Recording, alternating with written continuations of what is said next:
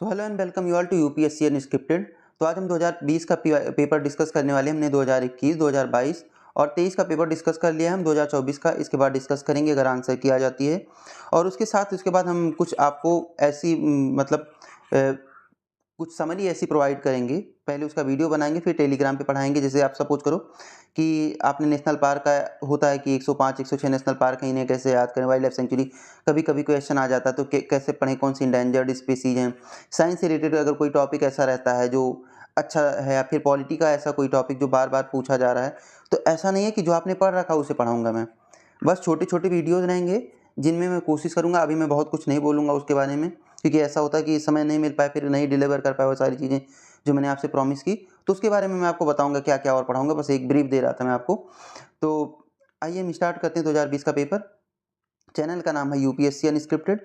आप चैनल को सब्सक्राइब करिए और आप अपने 25-26 मई जब भी आपका पेपर है उससे पहले आप इस वीडियो को देख के जाएँ। 10 वीडियो है, बहुत ज़्यादा वीडियो है नहीं ये। और पिछले 5 साल का अगर आप पीवाईक्यू देख के जाते हैं बहुत हेल्पफुल होगा आपके लिए। क्योंकि क्या है, कोई भी एग्जामिनर होता है ना, तो 10 साल पुराना जब पेपर उठा के देखता है कि इससे कोई क्वेश्चन बन सकता है कि नहीं, तो शायद वो एक आध क्वेश्चन बनाता है, ठीक। और जब पिछले 5 सालों का उठाता है तो उसमें से मल्टीपल क्वेश्चंस बनाता है।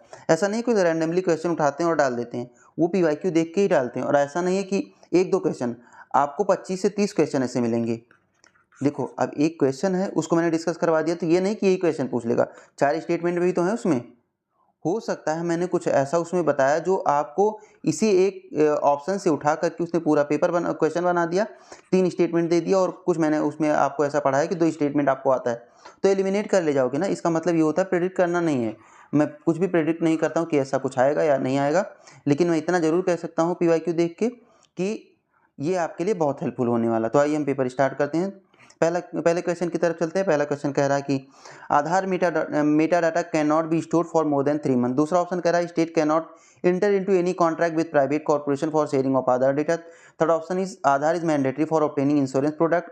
Fourth is Aadhaar is mandatory for getting benefit funded out of consolidated fund of India. उस टाइम पे ये न्यूज़ में था, सुप्रीम कोर्ट में केस चल रहा था, तो लोगों को यह था कि हमारी प्राइवेसी हर्ट हो रही है। क्यों? क्योंकि आधार से आपने पैन कार्ड को भी, बैंक अकाउंट को भी, और अब तो वोटर आईडी को भी आपने लिंक कर दिया, तो हमारा डेटा शेयर हो रहा है। तो आप गवर्नमेंट के पास रहे तो ठीक है, लेकिन प्राइवेट कंपनीज के पास जाएगा तो उसका मिसयूज करेंगे इकोनॉमिक गेन के लिए। तो ये था कि ये तो नहीं होना चाहिए। तो सुप्रीम कोर्ट ने बोला था बिल्कुल आप ये डेटा जो है प्राइवेट कॉर्पोरेशन के साथ में नहीं शेयर कर सकते हैं। तो वही कह रहा है state can not enter into any contract. अब देखो, इसमें कैन नॉट भी लगा दिया, एनी भी लगा दिया, तो आप एक्सट्रीम मोड की तरफ नहीं जाओगे। पहले ही स्टेटमेंट खुद ही बता रहा है जो सच्चाई है कि आप किसी प्राइवेट कॉर्पोरेशन के साथ इंटर नहीं कर सकते इस चीज़ के लिए, ठीक। और पहला ऑप्शन क्या कह रहा है कि meta data can not be store for more than 3 month, नहीं, अप टू 6 मंथ तक आप इसको स्टोर कर सकते हो, ठीक। इसमें कुछ और ज़्यादा बताने वाला है नहीं, तो जितना उतना बता देता हूँ। अब उस टाइम पे ये भी था कि वेलफेयर स्कीम्स चल रही थी, और आप देखो कि वेलफेयर स्कीम में आपका आधार लगता है, लेकिन उस टाइम पे सुप्रीम कोर्ट ने कहा था कि किसी वेलफेयर स्कीम के लिए आपको ज़रूरत नहीं है लगाना, ज़रूरी नहीं, मैंडेटरी नहीं कर सकती गवर्नमेंट, ठीक। अब कह रहा है इंश्योरेंस प्रोडक्ट के लिए आपको आधार मैंडेटरी होगा, तो ये तो गलत हो गया ना। और चौथा ऑप्शन कह रहा है कि Aadhaar is mandatory for getting benefit funded out of consolidated fund of India. तो कंसोलिडेटेड फंड ऑफ इंडिया से तो वेलफेयर का कॉन्सेप्ट जो होता है वही आता है ना, उसी लिए आपके ऊपर खर्चा किया जाता है, तो वो किया जाएगा, ठीक। अब आप आधार लगाते हो ना, तो ये बात है। आपका दूसरा और चौथा ऑप्शन यहाँ पे सही बन रहा है। अगले क्वेश्चन की तरफ चल रहे हैं। Rajya Sabha has equal power with Lok Sabha. कौन से मैटर में राज्यसभा के पास इक्वल पावर है, ठीक। तो पहला कह रहा है कि all India news services create करने के लिए। तो आपने सुना होगा कि अगर ऑल इंडिया सर्विस क्रिएट करना हो तो सबसे पहले आपको उसमें रेजोल्यूशन लाना पड़ेगा राज्यसभा में, ठीक। राज्यसभा अगर रेजोल्यूशन लाती, क्योंकि हर एक स्टेट में जाएगा ना ऑल इंडिया सर्विस। सपोज करो आप एक मिनट, आप जुडिशरी के से रिलेटेड ले आते हो ऑल इंडिया सर्विस, क्योंकि जुडिशरी का ऑल इंडिया सर्विस नहीं है, तो हर एक स्टेट में जाना होगा ना। जितने उसमें से मजिस्ट्रेट, जो जुडिशियल मजिस्ट्रेट हैं वो सिलेक्ट होंगे, वो अलग अलग स्टेट में काम करेंगे ना, और हर स्टेट के रिप्रेजेंटेटिव जो होते हैं राज्यसभा उसको माना जाता है, ठीक। लोकसभा में क्या है कि एक स्टेट से ज़्यादा भी हो सकता है, लेकिन राज्यसभा का तो फिक्स है, ठीक। तो लोकसभा को नहीं माना जाता। ऐसे केसेस में राज्यसभा को रखा जाता है कि अगर स्टेट का कोई मैटर है तो पहले रेजोल्यूशन राज्यसभा में आएगा, तो पहले राज्यसभा में आता है, फिर किसके पास जाता है, फिर लोकसभा में आएगा वो चीज़, ठीक। फिर पास होकर के वो सारी चीज़ें की जाती हैं। अगला कह रहा है अमेंडिंग द कॉन्स्टिट्यूशन। तो हाँ, अमेंडिंग कॉन्स्टिट्यूशन तो दोनों अलग अलग अमेंड करते हैं ना, तो सेम पावर हुई। तीसरा कह रहा है रिमूवल ऑफ गवर्नमेंट, तो ये तो लोकसभा करती है। मेकिंग कट मोशन लोकसभा करती है क्योंकि बजट यहीं पे आता है। राज्यसभा को तो 14 दिन का मौका मिलता है, अपना डिस्कस कर लो भैया, कुछ कहना तो कहो, बाकी आपके पास कुछ खास पावर है नहीं, ठीक। तो कौन सा है, पहले में राज्यसभा को ज़्यादा पावर, तीसरे और चौथे में लोकसभा को, दूसरे में दोनों को इक्वल पावर, ठीक। थर्ड ऑप्शन क्या, तीसरा क्वेश्चन क्या कह रहा है, with reference to the fund under member of parliament local area development scheme, ठीक। इसको कहते हैं एमपी लैट्स, ठीक। और अगर ये स्टेट से रिलेटेड है तो उसको कहते हैं एमएलए लैट्स, ठीक, क्योंकि एमएलए होते हैं ना। Which of the following statements are correct. First option is about MP LADS fund must be use to create durable asset like physical infrastructure for health education, ठीक। तो फिजिकल आपने देखा होगा कि आप अगर आपके जो आप क्या कहते हो कि हमारे यहाँ के एमएलए हैं, इनसे हम सड़क मांग लेते हैं, ठीक, इनसे सड़क मांग लेते हैं, इनसे स्कूल मांग लेते हैं, यहाँ पे स्कूल में कुछ बनवा दो, तो ये फिजिकल एसेट हुई ना। और ये कहाँ से देते हैं, इनके पास कहाँ से पैसा आता है। तो 1993 में एक स्कीम आई, क्या रीजन था कि अब आप विधायक सांसद तो बन गए पर गवर्नमेंट तो कोई और चला रहा है, और अगर गवर्नमेंट के जैसे आप इस टाइम पे आपको सपोज करो एनडीए है, तो उनके जो सांसद या मतलब एमएलए होंगे उनकी पार्टी के स्टेट में, उन्हें हो सकता है कि गवर्नमेंट प्रोवाइड करे कि चलो भाई कुछ आप अपने कॉन्स्टिट्यूएंसी असेंबली में कर लो, ठीक, अपनी कॉन्स्टिट्यूएंसी में कर लो, ठीक। लेकिन जिनकी गवर्नमेंट नहीं, जो अपोजिशन वाले हैं, तो एक स्कीम लाई गई है कि हर साल इनको, उस टाइम पे था कि 1 करोड़ मिलेगा, फिर बाद में बढ़ा के 5 करोड़ कर दिया गया है। तो एक साल में आपको 5 करोड़ मिलेगा, अपनी कॉन्स्टिट्यूएंसी में आप कुछ भी करना चाहते हैं तो उसको वो पैसा यूज करके आप वहाँ पे एसेट क्रिएट कर सकते हैं। तो ये पहला ऑप्शन सही है, आपको फिजिकल एसेट क्रिएट करनी होती। और दूसरा क्या है, specific portion of each MP fund must B benefit SC and ST population, ये भी सही है। 15% आपका एससी का होना चाहिए और 7.5% आपका एसटी का होना चाहिए, इतना बेनिफिट मिलना चाहिए। तीसरा कह रहा है MP LAD fund are sanction on yearly basis and unused fund can not be carry forward to the next year, तो ये कैरी फॉरवर्ड किया जा सकता है, ठीक। अगर इस साल बच गया तो आपका नेक्स्ट ईयर कैरी फॉरवर्ड हो सकता है, ठीक। चौथा ऑप्शन क्या कह रहा है, चौथा ऑप्शन कह रहा है कि the district authority must inspect at least 10% of all works under the implementation of every year, तो भैया बिल्कुल कर सकती है, ठीक। डिस्ट्रिक्ट अथॉरिटी को हर साल कम से कम वो 10% का, देखो उससे क्या होता है कि जो 5 करोड़ आपके पास गया उसका कुछ तो यूज किया है आपने। अब देखो आपने सुना होगा कि एमएलए फंड से आया है, तो एमएलए फंड से विधायक ऑर्डर करता है मजिस्ट्रेट को, जो आपके डीएम साहब होते हैं, एसडीएम साहब, कि आप वहाँ से पैसे दो, जो विधायक फंड है वो आपके अंडर में आ रहा है, लेकिन आप वहाँ से पैसे सैंक्शन तभी कर सकते हो जब मैं ऑर्डर करूँगा, ठीक। तो कौन करता है, मजिस्ट्रेट, ये सारे पैसे मजिस्ट्रेट देता है, ठीक। विधायक साहब के पास नहीं आता, उनका एक फंड बना होता है, वहाँ पे पैसे आएंगे, ये सैंक्शन करेंगे, वो मैजिस्ट्रेट देगा आपको, ठीक।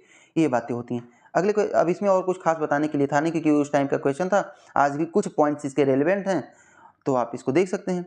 तो 1 2 4 आपका आंसर हो गया, तीसरा ऑप्शन गलत है। अगले क्वेश्चन की तरफ चलते हैं। अगला क्वेश्चन कह रहा है which one of the following categories of fundamental right incorporates protection against untouchability as a form of discrimination. Article 17 की बात कर रहा है, ठीक। आर्टिकल 17 आपका किस में आता है, राइट टू फ्रीडम 19 से 22, right against exploitation 23-24, right to constitutional remedies 32, right to equality 14 से 18, ठीक। अब आपको आंसर मिल गया होगा। अगले क्वेश्चन की तरफ चलते हैं। In India separation of judiciary from executive enjoined by, ठीक। तो आपको सेपरेशन ऑफ जुडिशरी का आर्टिकल नंबर आप 50 पढ़ोगे तो उसमें है कि separation of judiciary from executive, ठीक। आर्टिकल नंबर 50 आता है आपका, वो किस में आता है, आपका डीपीएसपी में आता है, ठीक। तो डीपीएसपी में आपका आएगा। अब देखो यहाँ से मैं आपको क्या बताने की कोशिश कर रहा हूँ, preamble of constitution, directive principle of state policy, 7th schedule and conventional practices, तो इसको तो छोड़ ही दो। ये 3 ऑप्शन आप देखो भी अगले कितने क्वेश्चन में आएगा। इससे ये मतलब है मेरा कहने का कि ये आपको पढ़ना है, ये जो प्रियम्बल है ना उसको याद कर लो आप। प्रियम्बल से रिलेटेड कुछ जो सुप्रीम कोर्ट में केसेस चले हैं उनको याद कर लो आप। डीपीएसपी आप याद कर लो, जो भी आपका 37, 38, 39, 39A, ये सारे आप याद कर लो, ठीक, क्योंकि ज़रूरी हैं ये सब। कुछ ट्रिक बना के याद कर लो, मैं किसी दिन आपको बता दूंगा, लेकिन अब इसका ये मतलब नहीं है कि मैं आपको प्रियम्बल डीपीएसपी ये सब पढ़ाने लगूँ, ये बुक में दिया हुआ, ठीक, इसलिए मैं नहीं पढ़ा रहा हूँ। अगले क्वेश्चन की तरफ चलते हैं। Along with the budget the finance minister also places other documents before the parliament which include the micro economic framework statement, ठीक। The aforesaid document is presented because this is mandated by. क्यों mandated किया जाता है, जब देखो जो budget होता है ना उसको हम कहते हैं एनुअल सर्वे, नहीं एनुअल सर्वे नहीं, इसको एक कोई इकोनॉमिक सर्वे बोलते हैं, एनुअल स्टेटमेंट, ठीक। बजट एक बात और समझ लेना, कॉन्स्टिट्यूशन में कहीं बजट नहीं मेंशन है। आर्टिकल 112 जो है 112 कहता है एनुअल स्टेटमेंट की बात करता है, ठीक। तो जो एक आया था FRBM एक्ट, ठीक, FRBM एक्ट 2003 में आया था। उसमें 3 टाइप के स्टेटमेंट 2003 3 टाइप के स्टेटमेंट देने होते हैं आपको। वो 3 टाइप के स्टेटमेंट कौन कौन से होते हैं? तो एक आपका यहाँ पे लिखा हुआ है, कौन सा? Micro economic framework statement. दूसरा होता है एक माइक्रो इकोनॉमिक स्ट्रेटजी आपकी होती है, ठीक। और तीसरा आपका होता है, एक मिनट कहाँ गया, क्वेश्चन की तरफ पहले चलते हैं ना, फिर आप डिस्कस करते हैं। पहले आर्टिकल्स पढ़ लेते, ऑप्शंस पढ़ लेते हैं, नहीं तो फिर पहले क्वेश्चन हो जाएगा। पहला क्या कह रहा है? लॉन्ग स्टैंडिंग पार्लियामेंट्री कन्वेंशन की वजह से। और दूसरा क्या कह रहा है? Article 112 and article 110 of the constitution of India. तो 112 एनुअल सर्वे के बारे में, एनुअल स्टेटमेंट की बात करता है। और आपका 110 जो है वो मनी बिल की डिफिनेशन देता है। Article 113 of the constitution, article 113 of the constitution जो है आपका, वो कहता है, एक प्रोसीजर बनाता है कि कैसा प्रोसीजर, कि एक्सपेंडिचर जो है कंसोलिडेटेड फंड ऑफ इंडिया से जो इन्वेस्टमेंट हो रही, मतलब एक्सपेंडिचर हो रहा है, वो उसका एक प्रोसीजर बनाता है कि आप कैसे उसको खर्चा करोगे। तो जो भी कंसोलिडेटेड फंड ऑफ इंडिया से फंड निकल रहा है, कैसे एक्सपेंडिचर उसका होगा, कैसे खर्चा किया जाएगा, उसका प्रोसीजर आर्टिकल नंबर 113 में दिया गया। तो आपका ऑप्शन आंसर क्या आया? FRBM एक्ट 2003 के तहत बना था, ठीक। अब इसमें एक तो बता दिया मैंने आपको, कौन सा? माइक्रो इकोनॉमिक फ्रेमवर्क स्टेटमेंट होता है। दूसरा होता है medium term financial policy strategy, ठीक, स्टेटमेंट। और तीसरा होता है फाइनेंस पॉलिसी स्ट्रेटजी स्टेटमेंट, मतलब medium term finance policy statement और फाइनेंस पॉलिसी स्ट्रेटजी स्टेटमेंट और micro economic framework statement. 3 type के स्टेटमेंट इसको देने होते हैं, ठीक। और ये आपका उसमें संजय सिंह बुक है ना, शायद संजय सिंह नाम है उस बुक का, इकोनॉमी का, उसमें दिया हुआ है, ठीक। तो वहाँ से आप पढ़ के जाएँ। और बाकी मैंने जितने ऑप्शन थे वो तो बता दिया। Constitutional government by definition is, अब 2021 का अगर आपने पेपर देखा हो तो भैया कॉन्स्टिट्यूशनल गवर्नमेंट की बात किया है, लिमिटेड गवर्नमेंट होती है, बाकी और कोई ऑप्शन है नहीं। अब मल्टी पार्टी गवर्नमेंट इंडिया में है, आपको भी पता है।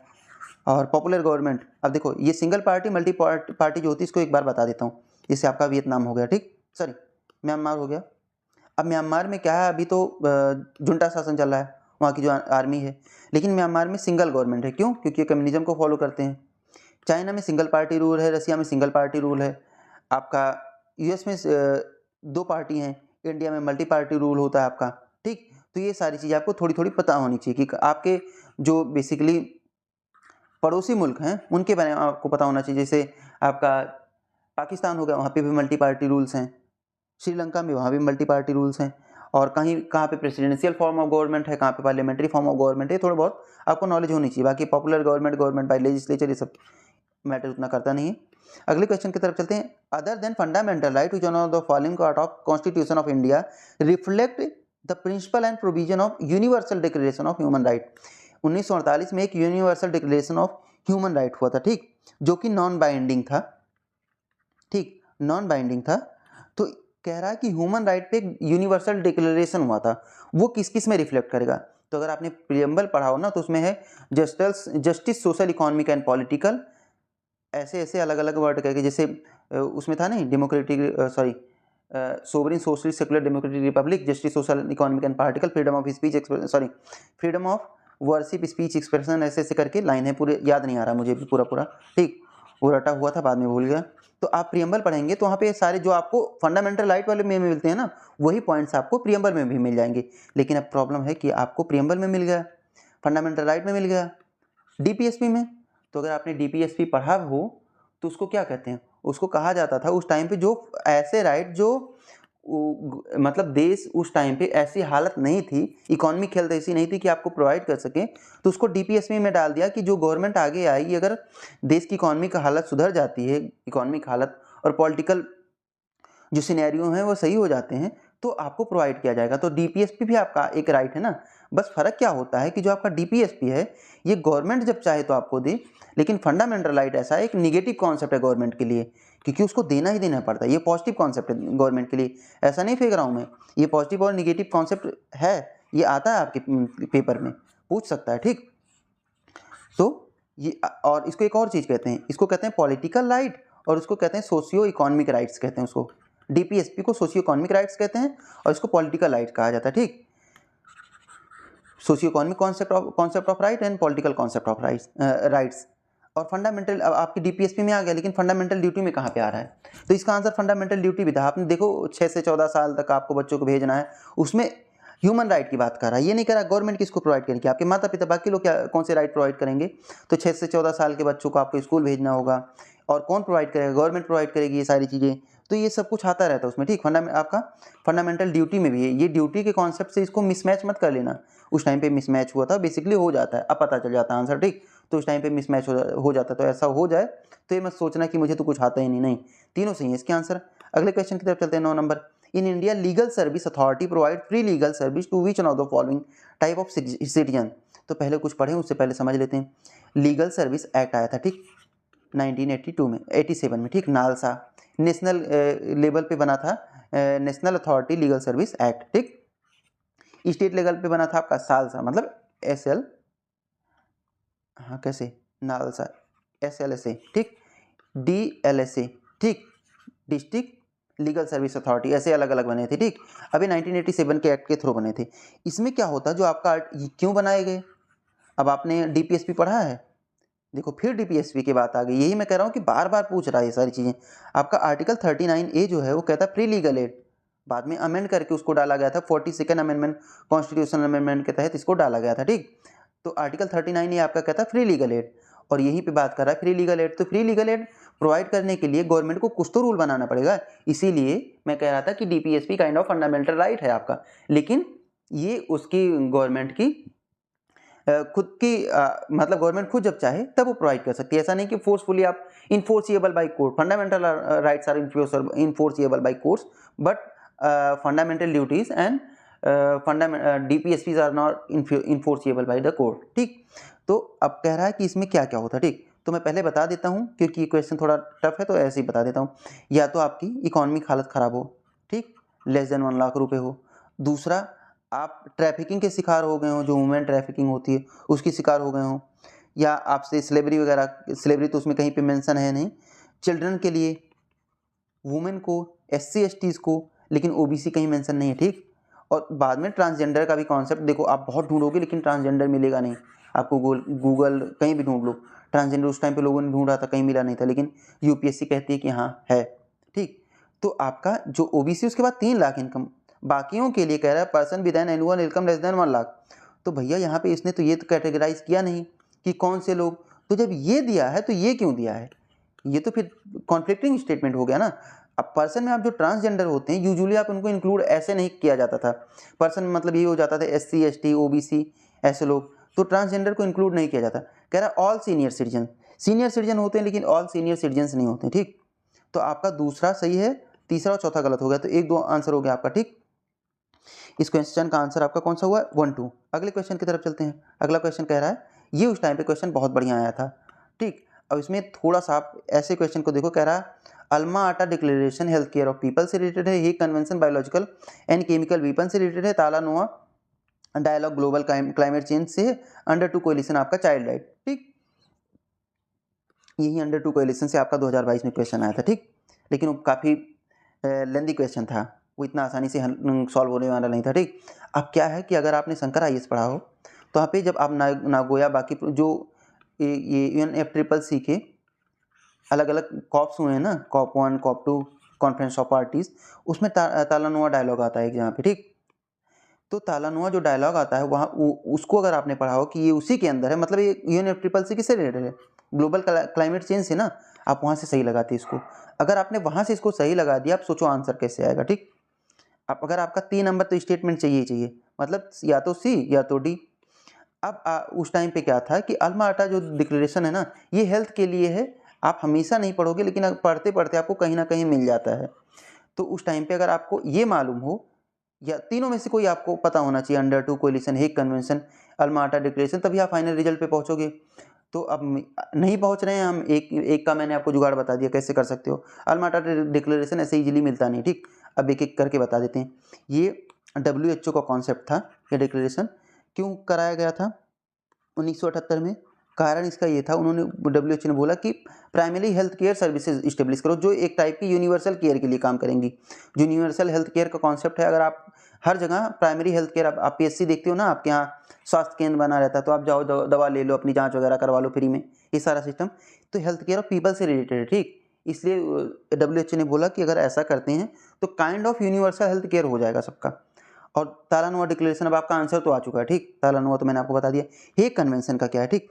तो हेग कन्वेंशन क्यों कॉन्सेप्ट में आया था, तो जैसे देखो, अब पता चला कि आपके यहाँ से कोई गया अमेरिका में पकड़ा गया, ठीक, किसी चीज़ के लिए। अब आपके जो लीगल डॉक्यूमेंट्स हैं, जब तक उनको नहीं मिलेंगे तब तक उन्हें कैसे पता चलेगा कि ये बंदा सही है या गलत है। या कोई आपका प्रोजेक्ट ऐसा है जो यहाँ पे भी है और अमेरिका में भी है, वो इम्पैक्ट कर रहा है, लेकिन आपका जो सिटीजन राइट है, मतलब आप रहने वाले जो रेजिडेंट हैं वो इंडिया के हैं, लेकिन आपकी प्रॉपर्टीज़ वहाँ पे भी हैं, तो लीगल डॉक्यूमेंट आपका किसी केस में कैसे किया जाएगा। बेसिकली सिविल और क्रिमिनल दोनों केस में, सिविल और क्रिमिनल सिविल एंड कॉमर्शियल दोनों केसेस में। अब ये आपका हो गया जो प्राइवेट प्रॉपर्टी वाला, कॉमर्शियल हो गया, और सिविल आप यहाँ से वहाँ पे पढ़ने गए हो किसी कारण से, ठीक, और कुछ कहीं चीज़ों में फंस जाते हो आप, तो आपका सिविल जो डॉक्यूमेंट्स होना चाहिए वो कैसे प्रोवाइड होगा। तो गवर्नमेंट मानती नहीं थी कि यहाँ से दूसरे देश में कैसे जाएगा, हम डॉक्यूमेंट्स अपना शेयर नहीं करेंगे, ये सारी चीज़ें। इसलिए हेग कन्वेंशन आया था 1965 में, और इंडिया ने इसको 2006 में ज्वाइन किया, हेग कन्वेंशन को, ठीक। 1965 में आया था, इंडिया ने 2006 में ज्वाइन किया। इससे क्या होता है कि क्रॉस बॉर्डर जो मूवमेंट होता है legal document for civil and commercial matter, इसको किया जाता है। जैसे अभी आपने सुना होगा कि अडानी को समन किया था वहाँ के यूएस के जो, जैसे अपना सेबी होता है वैसे वहाँ का SEC करके होता है, सिक्योरिटी एक्सचेंज, पता नहीं बोर्ड कौन सा होता है क्या है, तो ऐसे करके एक बोर्ड होता है, उसने समन किया था, ठीक। तो वहाँ पे लीगल डॉक्यूमेंट इनको देने होंगे ना कि भैया समन कर रहे हो तो ये चीज़ें हैं जिसके लिए समन कर रहे हो आप। अंडर टू कोलिशन, अब अंडर टू कोलिशन मैंने उस पेपर में पढ़ा ही दिया था। बेसिकली इनका क्या काम है कि 2050 तक हमें नेट जीरो GHG मिशन करना है, मतलब ये भी चाइल्ड राइट से रिलेटेड नहीं है। आपका आंसर मिल चुका है। अगले क्वेश्चन की तरफ बढ़ते हैं। अगला क्वेश्चन क्या कह रहा है, अगला क्वेश्चन कह रहा है पार्लियामेंट्री सिस्टम ऑफ गवर्नमेंट।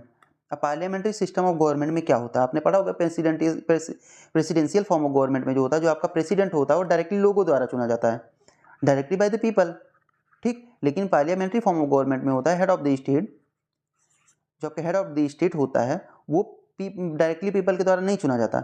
जो आपके रिप्रेजेंटेटिव होते हैं उन्हें पीपल चुनते हैं, आम जनता चुनती है, फिर ये representative head of the state को चुनते हैं, ठीक।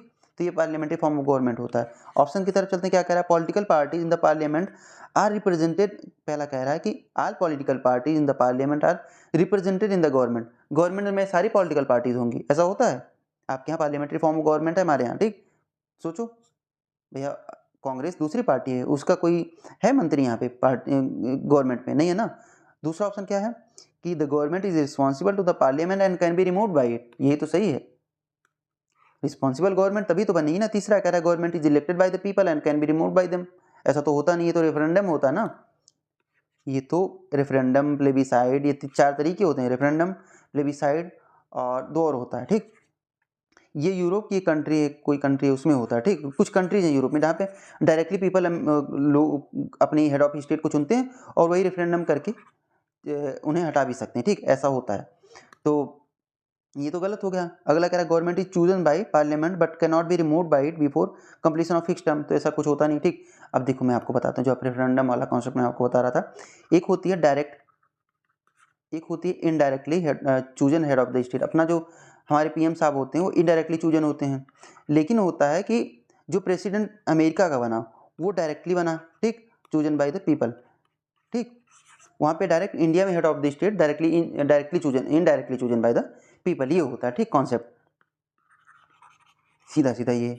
उसको प्रेसिडेंट फॉर्म ऑफ गवर्नमेंट कहते हैं और इसको पार्लियामेंट्री फॉर्म ऑफ गवर्नमेंट कहते हैं। आप उसमें भी देख लो, यूके में, वहाँ भी ऐसे चूज़ किया जाता है। अगला क्वेश्चन क्या कह रहा है, which part of the constitution of India declares the idea of welfare state. अब कई बार मैंने आपको बता दिया, आर्टिकल 38, 39 का कॉन्सेप्ट जो है, और 39 ये भी आप लगा लो, वेलफेयर स्टेट की बात करता है।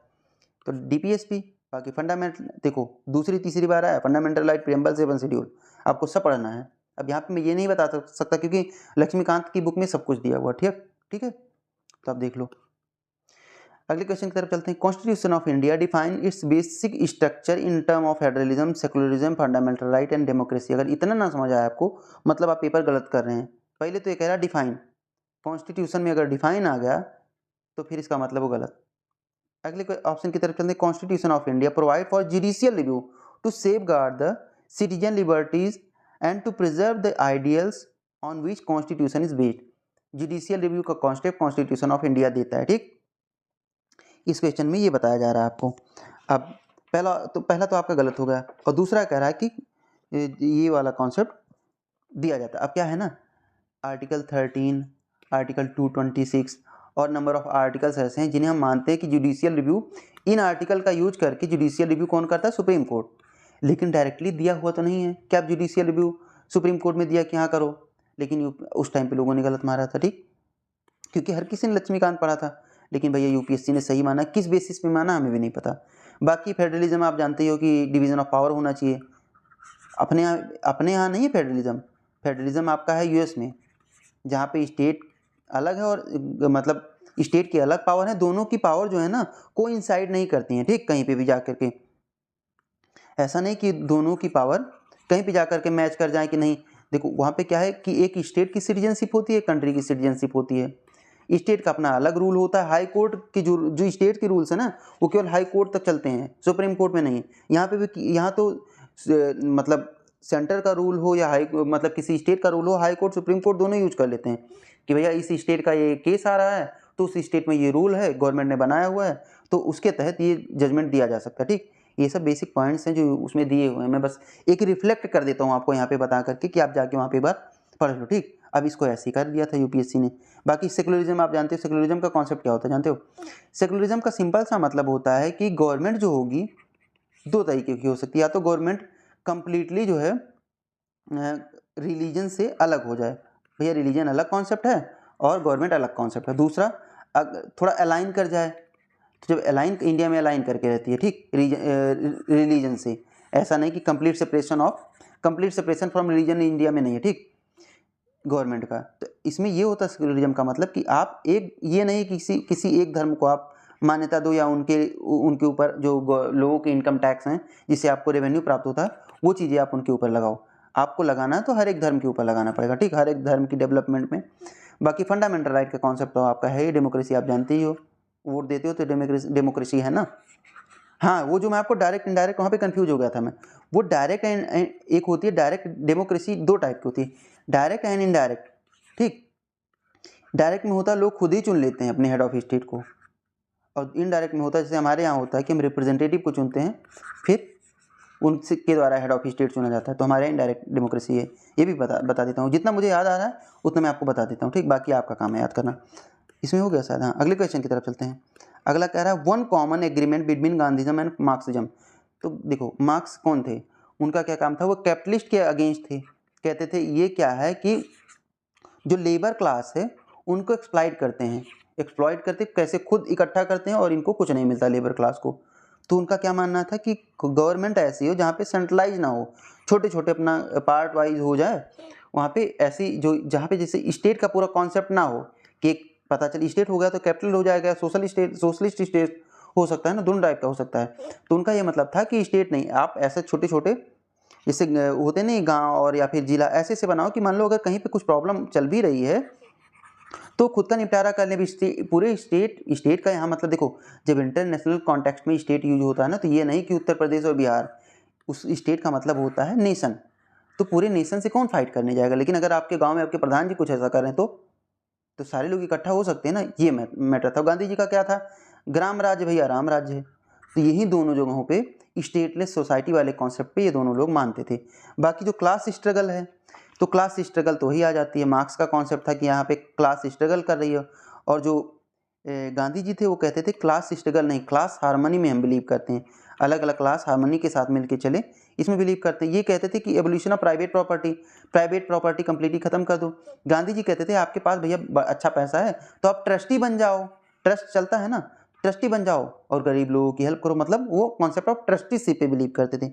ये कहते थे इकोनॉमिक डिटर्मिनिज्म के कॉन्सेप्ट पे चलते थे।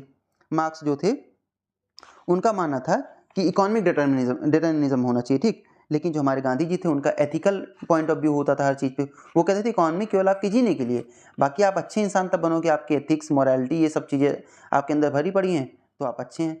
अगले क्वेश्चन की तरफ चलते हैं भैया।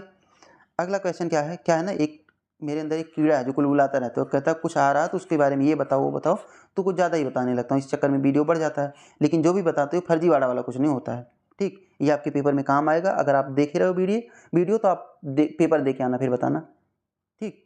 अगला क्वेश्चन कह रहा है in the context of India which one of the following is characteristics appropriate for bureaucracy. अब कुछ भी पढ़ने से पहले आप देख लो, ऑप्शन में जाओगे थक जाओगे। अपने यहाँ ब्यूरोक्रेसी क्या करती है, जो पॉलिटिक्स है मतलब जो आपके राजनेता हैं वो रूल बनाते हैं। ब्यूरोक्रेसी का काम क्या है, डीएम एसडीएम आपके उनको इम्प्लीमेंट करते हैं। फर्जीवाड़े की चीज़ें पढ़ने से बढ़िया क्या पहले समझ लो, ये सब सिंपल सी चीज़ें हैं। पहला कह रहा है an agency for widening the scope of parliamentary democracy. दूसरा कह रहा है an agency for strengthening the structure of federalism.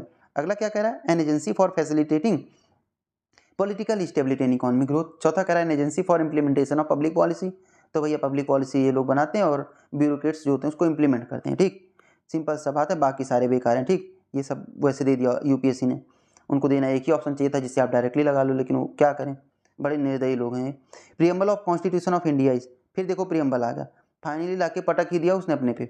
तो कह रहा है part of constitution but has no legal effect. ठीक, अगला कह रहा है a part of constitution and has no legal effect either. ठीक, अगला क्या कह रहा है a part of constitution and has same legal effect as any other part. चौथा कह रहा है part of constitution and has no legal effect independently of the other parts. अब देखो पहले इसको समझ लेते हैं। एक बेरूबरी केस हुआ था। ठीक, उसमें सुप्रीम कोर्ट ने कहा कि भैया प्रियम्बल जो है कॉन्स्टिट्यूशन का पार्ट नहीं है, तो आप ये अमेंड नहीं कर सकते इसको। ठीक, ये कॉन्स्टिट्यूशन का पार्ट नहीं है, आप इसको अमेंड नहीं कर सकते हो, जो प्रियम्बल बन गया है। फिर आया Kesavananda Bharati case, KBC Kesavananda Bharati case 1973। उसमें उन्होंने बोला कि नहीं ये कॉन्स्टिट्यूशन का पार्ट है और ये आर्टिकल 368 के अंदर आप जो 3 टाइप होते हैं अमेंड करने के, उसके अंदर आप इसको अमेंड कर सकते हो। अब ये 3 टाइप मुझे बताना पड़े तो काफ़ी चिंताजनक बात है आपके लिए। ये आपको तीनों आने चाहिए। एक जो आप सिंपल मेजोरिटी से होता है 2/3 मेजोरिटी से, और तीसरा जो आप होता है आपका मोर देन 50% ऑफ टोटल स्ट्रेंथ, जिसको कहते हैं एक सिंपल, एक 2/3 मेजोरिटी और कुछ एक और होता है। ठीक, जिसमें कहते हैं more than 50% of total population, जो total strength of the house, उसके हिसाब से आपको करना होता है। ठीक, उसका नाम नहीं याद आ रहा मुझे, उसको क्या बोलते हैं, और लिख के मैंने कहीं रखा नहीं कि मैं आपको बता दूं। तो इसमें क्या है कि प्रियम्बल, अब ये तो हो गया कि पार्ट है। बाकी आपका एलआईसी का एक केस हुआ था, हाँ एलआईसी का आपका एक केस हुआ था, उसमें भी बोला गया था कि सुप्रीम कोर्ट ने कहा था कि नहीं, ये एलआईसी का जो केस हुआ था 1992 के आसपास हुआ था। ठीक, उसमें भी बोला था कि हाँ ये इसका पार्ट है।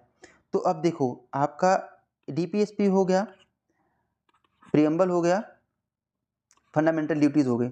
अब कोई केस आप फंडामेंटल ड्यूटी या इन सब से रिलेटेड लेके जाओगे ना, तो सुप्रीम कोर्ट कहता नहीं इनका कोई लीगल इफेक्ट नहीं। लेकिन कोई केस चल रहा है और उसमें कुछ ऐसा आ जाए कि हाँ ये तो यहाँ पे प्रियम्बल में लिखा हुआ, इस हिसाब से हम इनको ये जजमेंट दे सकते हैं। ठीक, मतलब सपोज करो कोई फंडामेंटल राइट में मेंशन नहीं है, लेकिन कोई राइट ऐसा है जो डीपीएसपी या आपकी फंडामेंटल ड्यूटी या प्रियम्बल में लिखा हुआ है, तो सुप्रीम कोर्ट कहेगा कि नहीं ये तो भैया इन सब चीज़ों में मतलब कॉन्स्टिट्यूशन में हमारे लिखा है, भले कॉन्स्टिट्यूशन का प्रियम्बल है या डीपीएसपी है क्या है, इन्फोर्सिएबल नहीं है डायरेक्टली, लेकिन इनडायरेक्टली यहाँ से हम कुछ पॉइंट्स उठा के आपको जजमेंट दे सकते हैं। ठीक, अब अगर वो ऐसा कहता है कि आपका राइट है तो आप चले जाओगे कि भैया डीपीएसपी में जितने सारे राइट हमें चाहिए, लेकिन अगर कोई ऐसी जजमेंट दे रहा है सुप्रीम कोर्ट या हाई कोर्ट, तो इनका यूज करके आपको जस्टिस दे सकता है। तो क्या कह रहा है कि a part of constitution and has the same, नहीं, a part of constitution but has no legal effect independently from other parts. ठीक, अदर पार्ट को अगर आप यूज नहीं करोगे तो इंडिपेंडेंटली किसी का भी नहीं, except fundamental right. Gold trance क्या होता है, ठीक, तो जो आपका आईएमएफ होता है ना, उसमें आप कुछ आपका ये होता है कि आपको उन्हें बताना पड़ता है कि इतने परसेंटेज हम यहाँ पे करेंसी में, अपनी करेंसी में, मतलब एचडीआर होता है, इन्हीं 5 में रख सकते हैं। एचडीआर के अंदर 5 टाइप की करेंसी जाती हैं। कौन सी? डॉलर, वैसे भी बता दें, डॉलर 43% है इस टाइम पे, 43%। यूरो आपका 29% के आसपास से, कभी कभी ये भी पूछ लेता है। रेमनेबी 12% है आपका। जापानीज येन 8% है आपका। और आपका पाउंड जो है ये आपका 7.5% है। सोच लो, रेमनेबी चाइना के तीसरे नंबर पे। ठीक, तो ये कहा जाता है कि हम कुछ अमाउंट ऑफ मनी आपको रखना होगा आईएमएफ में। क्यों? क्योंकि आईएमएफ का पैसे रहेंगे तभी तो कल को किसी कंट्री को ज़रूरत हो तो उन्हें देगा। ठीक, तो गोल्ड ट्रांस कुछ आप एचडीआर करेंसी में रखते हैं, कुछ आप गोल्ड में रखते हैं। ठीक, ऐसे ऐसे करके आप अलग अलग तरीके से रखते हैं। तो गोल्ड ट्रांस जो होता है आईएमएफ का कॉन्सेप्ट है, रिफर्स टू आईएमएफ, बाकी कुछ नहीं। ये वर्ल्ड बैंक वगैरह ये सब बेकार की चीज़ें। ठीक, आईएमएफ का अगर आपने उस संजय सिंह वाली जो बुक है आपने पढ़ रखी है तो सिंपल सिंपल, बाकी वैसे भी आपने अगर इकोनॉमी ढंग से पढ़ी तो वैसे भी आपको आ जाएगा। अच्छा, एक क्या होता है ना जो गोल्ड ट्रांस में, इसको ट्रांस रिजर्व भी कहते हैं, ट्रांस रिजर्व। इसका ये मतलब होता है ना कि आपको कभी ज़रूरत लगी, आपको ऐसा लगा इकोनॉमिक हालत हमारी सही नहीं, तो यहाँ से कुछ percent of portion of total जितना आपने दिया उसका कुछ पोर्शन आप बिना किसी कंडीशन के ले सकते हैं, जीरो इंटरेस्ट रेट पे बिना किसी कंडीशन के। और अगर एक्सटेंडेड फैसिलिटी के थ्रू देता है, कौन सा, ETF, एक ETF होता है ना, एक्सटेंडेड कॉन्सिडरेटेड फैसिलिटी क्या होती है, उसके अंदर देता है अगर वो, तो IMF के अपने रूल्स होते हैं। ठीक, अगले क्वेश्चन की तरफ चलते हैं। अगला क्वेश्चन कह रहा है with reference to provision contained in part 4 of the constitution of India which one of the following statement is correct. पहला कह रहा है, अब वही जो मैंने आपसे कहा था वही बार बार पूछ रहा है, कह रहा पार्ट 4 DPSP की बात कर रहा है, they shall be enforceable by any court, गलत हो गया ना, they shall not be enforceable by any court, सही हो गया। अगला स्टेटमेंट क्या कह रहा है, principle laid down in this part are to influence making of law by the state, बिल्कुल सही, दूसरा तीसरा का आंसर है।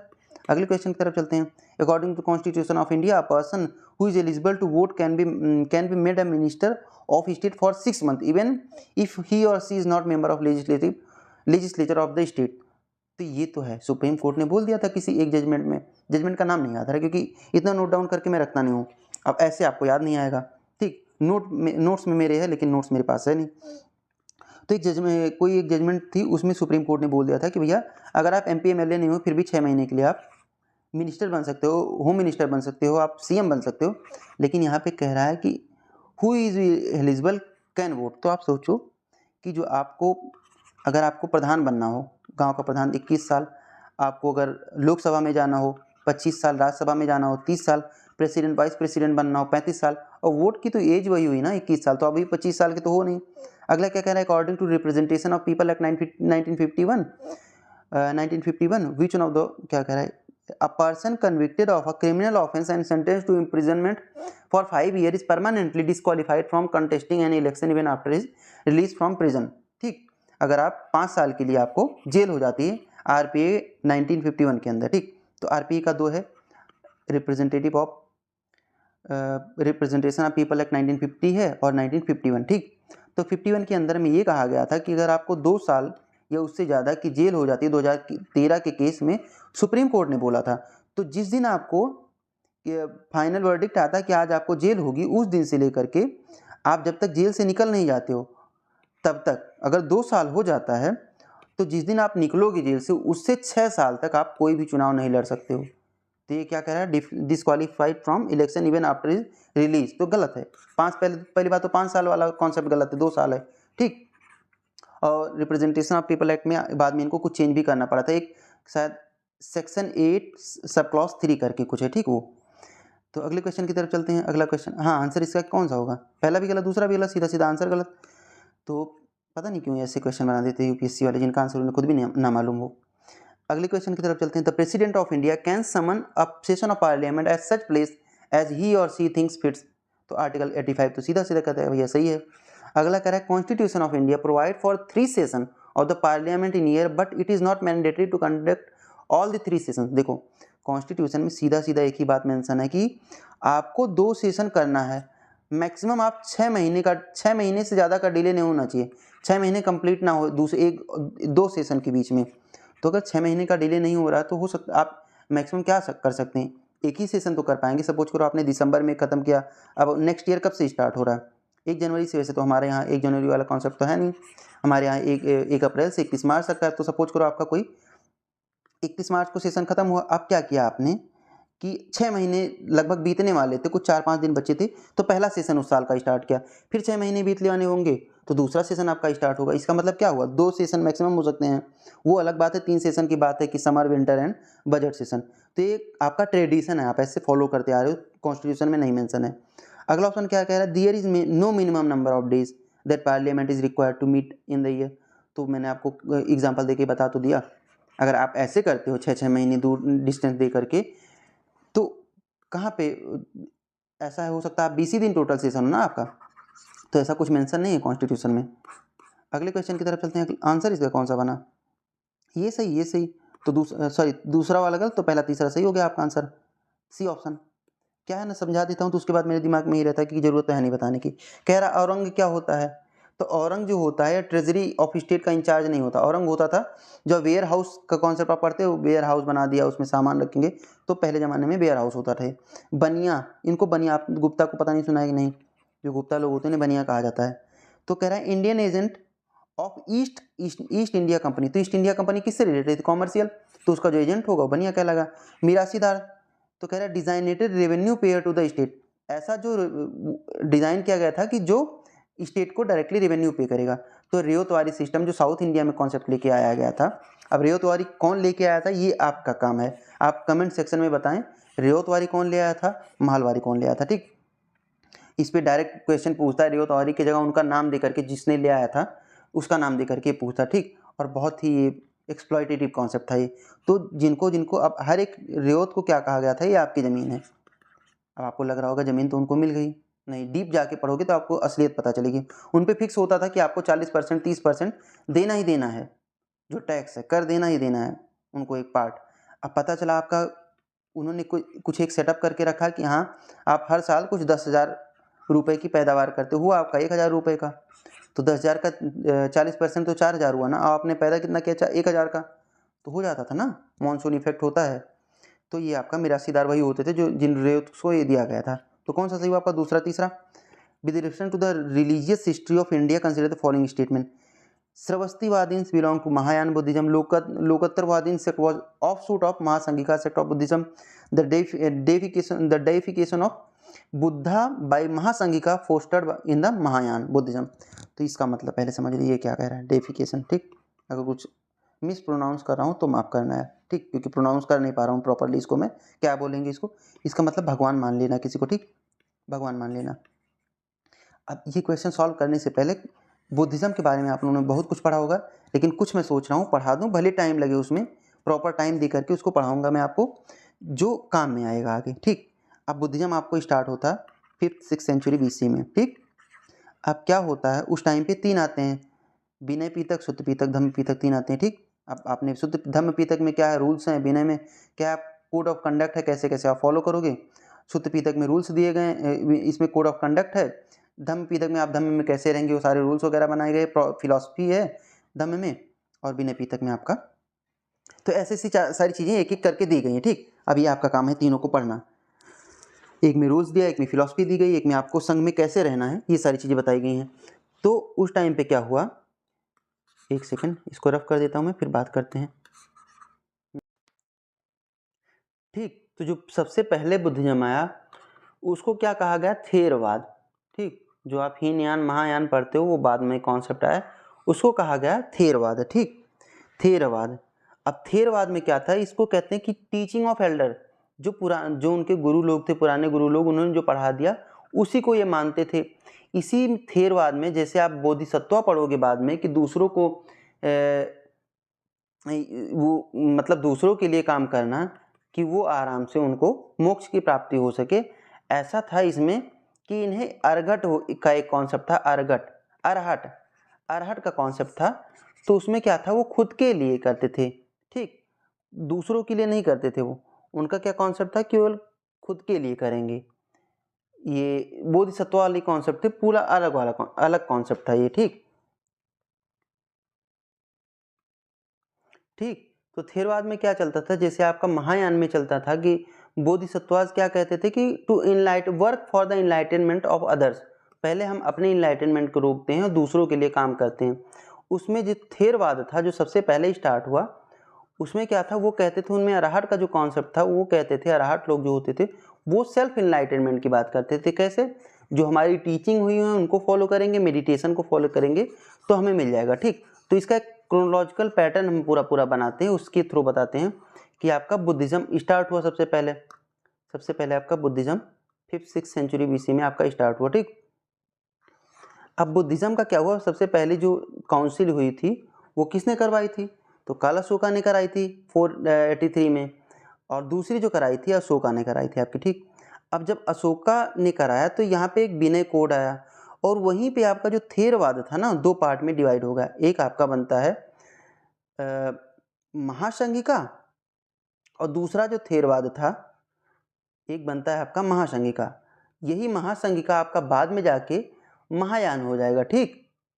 और जो थेरवाद है इसमें से कई पार्ट निकल के आए। सबसे पहले जो निकला उसको कहते हैं अस्थाविरवादींस, ठीक, उसको कहते हैं अस्थाविरवादींस। अब इनके बारे में हम कुछ और ज़्यादा नहीं बताएंगे, ठीक। ये थेरवाद से निकले। और महासंघिका क्या हुआ बाद में, ये जब आपका चौथा काउंसिल होता है 400 AD के आसपास कनिष्का का, तो उस टाइम पे क्या हुआ, ये आपका महासंघिका बन गया महायान, और आपका जो पुराना वाला था थेरवाद ये बन गया आपका हीनयान। आप समझ रहे हो, 5वीं 6वीं सेंचुरी BC में आपका बुद्धिज्म स्टार्ट हुआ, तो पहले टीचिंग वगैरह हुई, फिर जो कॉन्सेप्ट निकल के आया उसको बोले हम, उन्होंने कहा कि थेरवाद का कॉन्सेप्ट है। थेरवाद जो ओल्डर जो अपने गुरुओं की बातों के मानते थे, वो ये नहीं कहते थे कि भगवान बुद्ध की मूर्ति या ये भगवान थे, वो कहते थे कि हमारे टीचर थे, ऐसे टीचर जिन्होंने बहुत कुछ सिखाया हमें, ये नहीं कि ये भगवान थे। भगवान का कॉन्सेप्ट वहाँ पे नहीं आया था, ठीक। तो थेरवाद का क्या बाद में हुआ, जब 383 में अशोक ने अशोक के टाइम पे वो हुआ, काउंसिल हुई, second council, second Buddhist council.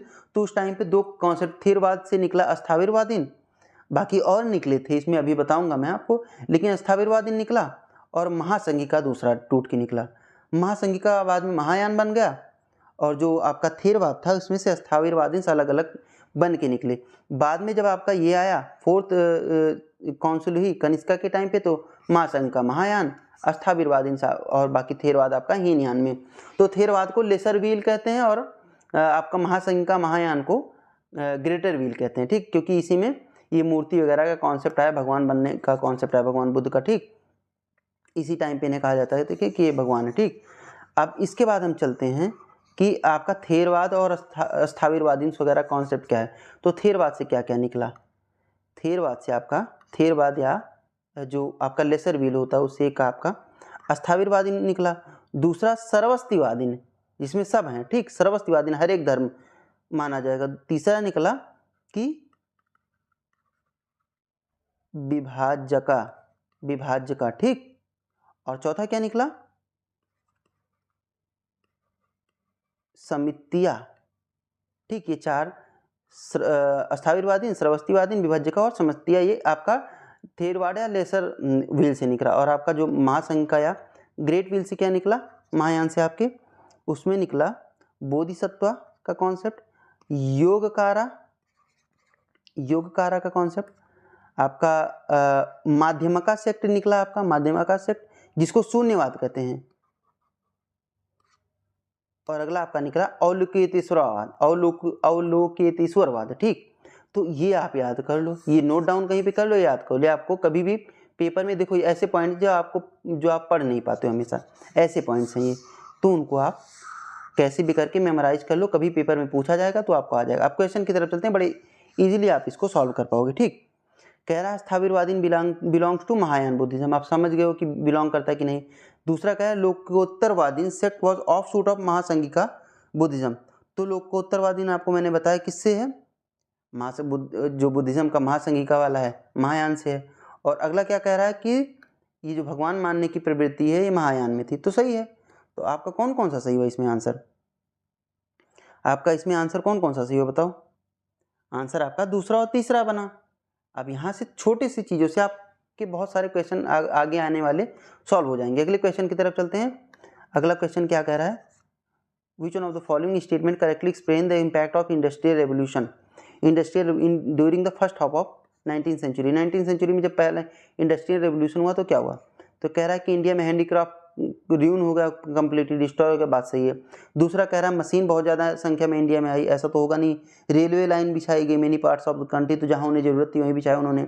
Heavy duties were imposed on the import of British manufacture, तो भाई उनकी सरकार थी यहाँ पे, तो अपने प्रोडक्ट को इस मार्केट में ले आएंगे ना, हैवी ड्यूटी क्यों लगाएंगे। अगला कह रहा है कि राइज ऑफ प्रतिहारा किंग भोजा, तो किंग भोज जो था 800 AD के आसपास में, इसने प्रतिहार गुर्जर प्रतिहार जो था वो मतलब डायनेस्टी की स्थापना की। अगला कह रहा है पल्लवा रूलर महेंद्र वर्मन, तो महेंद्र वर्मन जो आपके थे ये भी कुछ लगभग 800 AD के आसपास ही थे। नहीं, महेंद्र वर्मन जो आपके थे ना पल्लवा रूलर 600 to 630 के आसपास, CE में थे, कॉमन एरा में, ठीक। आपके जो चोला पावर प्रांतका है ना 1949 के आसपास ये थे, ठीक। और अगला जो पाला डायनेस्टी फाउंडेड बाय गोपाला वो 750 के आसपास, ठीक। तो आप इस हिसाब से इसको लगा लो, इससे ज़्यादा इसमें कुछ पढ़ने की जरूरत है नहीं। पहले भी मैंने आपको, तीसरा क्वेश्चन है ये जो अलग अलग राजाओं को क्रोनोलॉजिकल ऑर्डर में पूछ रहा है पिछले 3-4 सालों में, जो जितना मैंने आपको पढ़ाया। तो इसका मतलब कुछ तो आपको पढ़ना पड़ेगा इन सब चीज़ों को, भले आपको लगे कि रटना है लेकिन रटना तो पड़ेगा। अगला कह रहा हुंडी का कॉन्सेप्ट, तो हुंडी भैया हमारी क्या कहते हैं उसमें सीधा सीधा मेंशन है, जो एंशियंट मेडिएवल हिस्ट्री की बुक है, एंशियंट की हर्षा के टाइम की ना, एंशियंट हिस्ट्री की बुक है, जो एंशियंट हिस्ट्री की NCERT है, उसमें सीधा सीधा मेंशन है ए बिल ऑफ एक्सचेंज। ये आप RBI की उससे जाके मत ढूंढो कि RBI की वेबसाइट पे चले गए वहाँ से ढूंढ लिया, ए बिल ऑफ एक्सचेंज है हुंडी का सिंपल सा मतलब।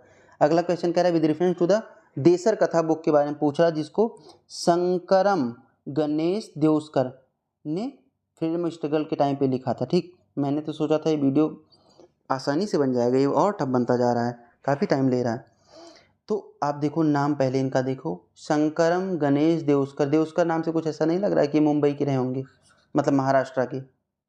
अगर आपको थोड़ा भी लगे ऐसा तो क्वेश्चन आसान हो जाएगा आपके लिए। पहला करा it want against the colonial state hypnotic conquest of mind, अब नहीं पता मुझे, ठीक। अगले क्वेश्चन ऑप्शन की तरफ चलते हैं। It inspired the performance of Swadeshi street plays and folk songs, नहीं पता। अगला कह रहा है use of desh by Deuskar was in the specific context of region of Bengal. अगर ये वहाँ के थे, महाराष्ट्र के थे उस टाइम पे भैया, इतनी आसानी से आप इधर उधर जा नहीं सकते थे, ठीक। ये रेलवे वाला सिस्टम इतना तो था नहीं कि बैठे आप 1 घंटे में फ्लाइट से बंगाल पहुँच गए, तो उनके लिए तो नहीं यूज करेंगे। अगर ये महाराष्ट्र के थे तो तीसरा ऑप्शन आप गलत कर दो, पहला दूसरा आंसर मिल जाएगा। बाकी हाँ ये बात सही, दोनों ऑप्शन इसके सही हैं, ठीक। इससे ज़्यादा इसमें क्या बताना है, अब ये दोनों तो आपके सही निकल गए, और मुझे लगता नहीं कि इससे ज़्यादा इसमें कुछ और बताने को रह गया है, ठीक। बाकी इन्होंने स्लेवरी के कॉन्सेप्ट पे भी इससे लिखा था। ये बुक जो इन्होंने बनाई थी, पब्लिश की थी 1905 में, इसको 1904 में पब्लिश की थी। अगला कह रहा है गांधी यूरिन पैक्ट, तो गांधी यूरिन पैक्ट 1930 में हुआ था। क्यों हुआ था? क्योंकि पहले राउंड टेबल कॉन्फ्रेंस में हम गए नहीं थे, तो उसमें गांधी जी ने कुछ 14 डिमांड के आसपास रखी थी। उनमें एक था invitation of Congress to participate in round table conference, तो इन्वाइट किया था उन्होंने, ये बात हो गई। तो गांधी जी ने क्या कहा कि जो withdrawal of ordinance promulgated on the connection with the civil disobedience movement, जो हमने स्टार्ट किया था उससे, उसको लेके जो ऑर्डिनेंस वायसराय ने लगाया था कि इनको जेल में डाल दो, ये आपको हटाना होगा, गांधी जी ने कहा। उन्होंने कहा ठीक। Acceptance of Gandhi suggestion for inquiry into police excess, तो भाई पुलिस एक्सेस पे क्यों करेंगे, उन्होंने मना लिया कि नहीं इसको नहीं करेंगे, बहुत सारे लोग फंस जाएंगे। अगला कह रहा है release of only those prisoners who are not charge with the violence, तो ओनली दोज, अब इसमें ये नहीं एक्सट्रीम वर्ड नहीं लगाना, आपको आना चाहिए कि हाँ जिनको तो भाई जो वायलेंस में शामिल उन्हें जेल से क्यों छोड़ेंगे। तो तीसरा गलत होगा। अब इसका आंसर 1, 2 और 4 बना। अब आंसर देखो 1, 2, 4 कहीं पे है, 1, 2, 4 है, लेकिन यूपीएससी ने इस क्वेश्चन को डिलीट कर दिया था। क्यों? क्योंकि हिंदी में उन्होंने असहयोग आंदोलन लिख दिया था, ठीक, सिविल डिसोबीडियंस मूवमेंट को। अगला आ रहा है विटाल विध्वंसक, बुक के बारे में बात कर रहा है। अब इसको किसने बनाया था, तो पब्लिश मतलब किसने राइट किया था, तो गोपाल बाबा वलांकर थे, ठीक, वलांकर, गोपाल बाबा वलांकर थे। अब ज्योतिबा फूले, मोहनदास करमचंद और भीमराव अंबेडकर के बारे में नहीं पढ़ाने जा रहा हूँ मैं, क्योंकि ऐसे कुछ पॉइंट्स मिले नहीं मुझे जो आपको पढ़ाना चाहिए, और बाकी आपकी बुक में दिए हुए हैं, आपने इनको पढ़ लिया होगा, ठीक। तो गोपाल बाबा वलांकर जो थे ना, इनके बारे में कुछ और अगर बताना चाहूँ तो बस यही है कि इस बुक का नाम था डिस्ट्रॉयर ऑफ ब्रह्मानिकल और सेरेमोनियल पॉल्यूशन। अब सेरेमोनियल पॉल्यूशन क्यों भैया, तो जो ब्राह्मणिकल जो रूल्स बने हुए थे, इनको लगता था कि एक टाइप से पॉल्यूशन है। क्यों? क्योंकि देखो शेड्यूल कास्ट के थे, और उस टाइम पे क्या था, जो शेड्यूल कास्ट शेड्यूल ट्राइब वाले लोग होते थे उनको बहुत परसिक्यूट किया जाता था, एक्सप्लॉइट बहुत किया जाता था। इसीलिए भीमराव अम्बेडकर जी भी लड़े थे, ज्योतिबा फूले भी इसीलिए लड़ी थी, ठीक। मोहनदास करमचंद गांधी जी ने तो वो बनाया था अनटचेबिलिटी, सॉरी एक मिनट, अनटचेबिलिटी जो रूल बनाया था उन्होंने, ठीक। अलग अलग संगठन बनाए थे इससे रिलेटेड उन्होंने, जो कौन सी क्या कहते हैं उसको, एक पत्रिका इन्होंने निकाली थी, ठीक, हरिजन, हाँ हरिजन सेवक संघ बनाया था, हरिजन के नाम से एक पत्रिका निकाली थी उन्होंने। तो ये सारी चीज़ें, ठीक, सब ने अपना अपना काम किया था। बाकी इससे ज़्यादा तो कुछ लगता नहीं है मुझे इसमें और कुछ है। ठीक, अगले क्वेश्चन की तरफ चलते हैं। अगला कह रहा है with reference to history of India the term kulyavapa and dronavapa. ये सीधा सीधा है, कुल्यवापा और द्रोणवापा का मतलब होता है मेजरमेंट ऑफ लैंड। ठीक, ये एंशियंट टाइम में होता था, इससे ज़्यादा इसमें कुछ बताने को नहीं है। कुल्यवापा द्रोणवापा मैं और ढूंढ के ले आऊँ ना कि इसको और मेजरमेंट ऑफ लैंड में क्या आता था, शायद ये पूछ ले तो उससे मतलब नहीं है। ठीक, दो आप याद कर लो, अगर PYQ से आपका फंस जाता तो ठीक है। अब ये क्वेश्चन है among the following rule advise the subject through this inscription.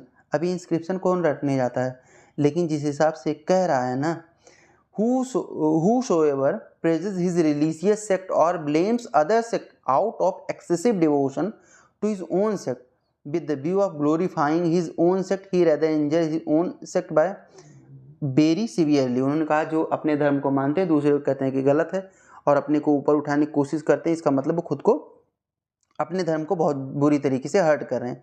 तो ऐसी बातें समुद्रगुप्त क्यों करेगा भैया, वो नेपोलियन ऑफ इंडिया कहा जाता था, वो केवल मार काट वाला काम करता था। हर्षवर्धन वो पूरी इंडिया पे राज करना चाहता था, नहीं हो पाया। किसने रोक दिया, पुलिकेशिन सेकंड ने रोक दिया था। कौन सी रिवर पे, आपका काम है। कृष्णदेवराय बहुत बाद में आए थे। तो फिर ये लोग नहीं बोलेंगे, आप इसमें सिंपल सा पॉइंट लगाया करो, अकबर कहीं दिया हो, अशोका कहीं दिया हो, नहीं आ रहा मार दिया करो, सही हो जाएगा। नहीं होगा तो कौन सा आपको आ रहा था। ठीक, with reference to the cultural history of India which one of the following is correct description. Term paramitas, ये देखो बुद्धिस्ट वाले में छूट गया था एक परमिताज। तो परमिताज कौन होते थे, perfection whose attainment led to Bodhisattva path. इतनी परफेक्शन हो जाए जिससे आप बोधिसत्वापात पे चले जाएं, उसको कहते हैं परमिताज। ठीक, a powerful merchant guild of early medieval South India में कौन कौन थे। साउथ इंडिया में अर्ली मेडिएबल टाइम में मर्चेंट गिल्ड कौन कौन से होते थे। जो मर्चेंट गिल्ड जो होती थी वो नंबर ऑफ जो बड़े बड़े मर्चेंट्स होते थे वो मिलकर इकट्ठा करके एक गिल्ड बनाते थे। किसी को पैसे की ज़रूरत है तो वहीं से मिल जाएगा। ठीक, अब उनमें कुछ नाम आते हैं, जो नाम आते हैं मैं आपको दो चार में बता देता हूँ। आपका नाना देसी, नाना देसी, अय्या वोल, मनी ग्रामम, मनी, हाँ मनी ग्रामम, और आपका एक आता है मनी ग्रामम के बाद आपके आते हैं, हाँ एक होता है नागात्तर, नहीं नागात्तर। ठीक, और एक आता है अंजुअमन, मतलब अंजुआ मन। ठीक, ये कुछ आप याद रख लो, हो सकता है कभी क्वेश्चन आ जाए, ऐसे ही पूछेगा, अगर इसने ऑप्शन दिया तो कभी भी डाल सकता पेपर में। ठीक, इसलिए मैं आपको बता दे रहा हूँ। अगले क्वेश्चन की तरफ चलते हैं। जो रकमाबाई केस है इसके बारे में पूछा, तो पहले रकमाबाई के बारे में समझ लेते हैं। ठीक, एक भोज करके बीका जी कुछ करके थे। ठीक, दादाजी बीका जी ना उनका नाम था। ठीक, शायद दादोजी बीका जी या दादाजी बीका जी उनका नाम था। ठीक, ये रकमाबाई के हस्बैंड थे। इनकी शादी हो गई थी 11 साल में रकमाबाई जी की। अब जब 18 साल की हुई तो इन्होंने कहा कि हमें आपके साथ नहीं रहना है। ठीक, अब इन्होंने उस टाइम पे बॉम्बे हाई कोर्ट में केस किया और हाई कोर्ट ने कहा कि नहीं आपको तो रहना पड़ेगा। अब रहने जो आप ये केस करते हो कि हमें अपनी वाइफ को अपने घर ले आना, ये नहीं आ रही है, इसको पता है क्या कहते हैं, इसको कहते हैं रेस्टिट्यूशन ऑफ कंजुगल राइट। जो आपका कंजुगल राइट्स होता है, conjugal restitution of conjugal right का मतलब होता है अपनी पत्नी को ये कहना कि आप मेरे साथ चलो, आपको रहना पड़ेगा क्योंकि मेरा राइट है। ठीक, ये हमारा जो हमने शादी की थी उसमें हमारे एक बंधन में ये है कि हमें एक साथ रहना होगा, और अगर नहीं आ रही तो आप कोर्ट में केस करते हो। तो सुप्रीम हाई कोर्ट ने उस टाइम पे बॉम्बे हाई कोर्ट ने कहा कि उनको उनके पक्ष में फैसला दिया, उनके हस्बैंड के पक्ष में। ठीक, लेकिन जो क्वीन थी उस टाइम पे, क्वीन विक्टोरिया, उन्होंने क्या कहा कि नहीं ये अगेंस्ट में उनके राइट के, वुमेन राइट के अगेंस्ट में, इसलिए हम इस शादी को ही डिसॉल्व करते हैं। आप सोच रहे हो कैसे हो सकता है भैया, सुप्रीम पावर थी इस टाइम पे। सुप्रीम कोर्ट के किसी भी फैसले को जब चाहे तब प्रेसिडेंट रद्द कर सकते हैं, लेकिन प्रेसिडेंट कब करेंगे, जब 74 के अंदर काउंसिल ऑफ मिनिस्टर्स उनको ऑर्डर कर दें, मतलब ये कहें, रिकमेंड करें। ठीक, तब होता है। और एज ऑफ कंसेंट की भी बात हुई थी, या चाइल्ड मैरिज, क्योंकि 11 साल की एज में मैंने बताया, लेकिन वुमेन राइट का कोई कॉन्सेप्ट नहीं था इस टाइम पे उसमें। ठीक, अगले क्वेश्चन की तरफ चलते हैं। Indigo cultivation in India decline by beginning of 20th century. तो 20th सेंचुरी की बिगनिंग में इंडिगो कल्टीवेशन इसलिए डिक्लाइन हुई क्योंकि वर्ल्ड मार्केट में अलग अलग डाई वगैरह टाइप के अलग अलग ये कलर्स आ गए तो इसकी ज़रूरत थी नहीं। ऑप्शन इसका बी वाला सही। अगले क्वेश्चन की तरफ चलते हैं। Wellesley establish the fort William college eight Calcutta 1800 में। एक बार और ये क्वेश्चन आया 2018 के आसपास कि फोर्ट विलियम कॉलेज किसने बनाया था, तो आर्थर वेलेस्ली, लॉर्ड वेलेस्ली। तो उसमें लॉर्ड वेलेस्ली ने बनाया था, ठीक। आर्थर वेलेस्ली शायद उसका भाई था। क्यों बनाया था, क्योंकि जो जैसे अब IAS की ट्रेनिंग लवासना में होती है वैसे ब्यूरोक्रेट्स की ट्रेनिंग वहाँ पे होती थी, इसके लिए बनाया था। अब आंसर देख लो आप। He wanted to train British civilians to administrative purpose of India, ठीक, इसके लिए करता था वो। अगले क्वेश्चन, अब इसमें कुछ खास है नहीं इसलिए मैं बता नहीं रहा हूँ आपको। उलगुलन की बात कर रहा है या ग्रेट टुमुल्ट, जिससे कौन रिलेटेड था, तो अपने बिरसा मुंडा भगवान इससे रिलेटेड थे, ठीक। तो क्या कह रहा है कि डिस्क्रिप्शन किसकी बात कर रहा है, तो डिस्क्रिप्शन में बिरसा मुंडा भगवान की बात कर रहा है। आपका रिवोल्ट 1857 आपको याद ही होगा।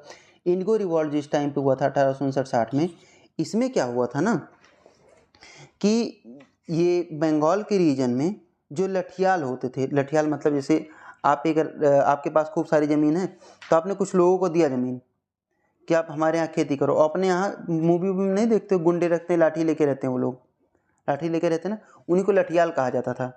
तो वो लोग क्या करते थे कि ज़बरदस्ती उनसे कहते थे कि नहीं, आपको यहाँ पे नील की खेती सही हो नहीं पा रही थी ना, उनको प्रॉफिट हो रहा था, तो ज़बरदस्ती कहते नहीं, नील की खेती आपको करनी पड़ेगी, ठीक।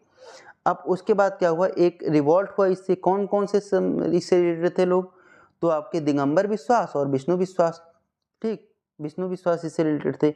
इस पर दीनबंधु मित्रा ने नील दर्पण की बुक लिखी और एक हिंदू पैट्रियट लिखा था उन्होंने, SC मुखर्जी जी ने। तो ये सभी आप याद कर लो क्या क्या है। अब इसमें क्या हुआ था ना कि बहुत एक्सेसिव रेंट देना पड़ता था, फिजिकल रिटेलिएशन होती थी यूज, और लीगल मशीनरी का वो लोग यूज़ कर नहीं पाते थे क्योंकि इनके पास भाई पैसे वैसे होते थे, पावर होती थी। तो जो लेबर्स होते थे ना, या जो प्लांटर्स होते थे, वो बहुत एक्सप्लॉइट करते थे लेबर्स को, या जिनको उन्होंने अधिकार जो होते थे जिनको दिया हुआ होता था, ठीक। तो इंडिगो कमीशन आया 1807 में कि रियोट जो है कंपेल नहीं किए जाएंगे कि अब उन्हें इस पर इंडिगो उगाना ही उगाना है। अच्छा, इसमें और कुछ एक दो कॉन्सेप्ट आता है जो मैं आपको बता दूं, जिससे मैंने नोट डाउन कर रखा है। इसमें क्या था कि इस कमीशन ने पाया कि जो प्लांटर्स हैं, जो मालिक हैं, वो गिल्टी हैं। और इस टाइम पे जो क्रिश्चियन मिशनरी जो थे, मिशनरी होते नहीं, तो वो जो लोग थे उसको मतलब क्रिश्चियनिटी को चारों तरफ फैलाते हैं, स्प्रेड करते हैं, प्रीच करने का काम करते हैं, वो लोग, उन्होंने इनको सपोर्ट किया। किसको, जो लेबर्स होते थे जो खेती कर रहे होते थे। और किसका सपोर्ट था, बाकी और लोगों का भी सपोर्ट था, लेकिन इतने इंपॉर्टेंट पॉइंट है इसलिए मैंने आपको बता दिया। बाकी आप मैपिला रिवेलियन 1921 आप पढ़ लें, रिवोल्ट तो आपने पढ़ ही रखा होगा 1857, उसको पढ़ाने की जरूरत है नहीं। बिरसा मुंडा भगवान का 1899 से 1900 तक जो चला था वो आप पढ़े ही होंगे। तो अब ये देखो क्वेश्चन भी पूछ रहा है, ये तो आपका काम है थोड़ा बहुत पढ़ना, इसलिए मैं छोड़ देता हूँ कि पूरा ऐसा ना रहे, फिर वीडियो बहुत बड़ा बन जाता है ना। विद रेफरेंस टू स्कॉलर और literature of ancient India consider the following statement. तो पाणिनि जो थे पुष्यमित्र शुंगा से नहीं एसोसिएटेड थे, ठीक।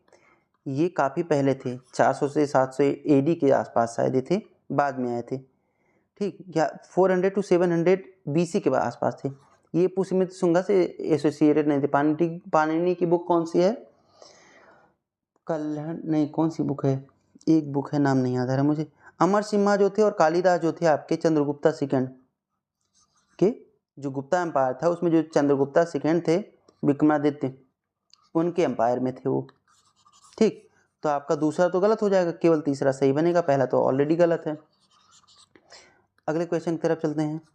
अगला क्या कह रहा है, प्रो न्यूक्लियर ट्रांसफ़र का काम क्या होता है। प्रो न्यूक्लियर जो ट्रांसफ़र, उस टाइम पे करंट का क्वेश्चन है तो बहुत ज़्यादा बताने की इसमें ज़रूरत है नहीं, बस मैं आपको ये बता देता हूँ कि prevention of mitochondrial disease in offspring, ठीक, ये इसका आंसर था। अगला कह रहा है कि artificial intelligence can effectively do one of the following.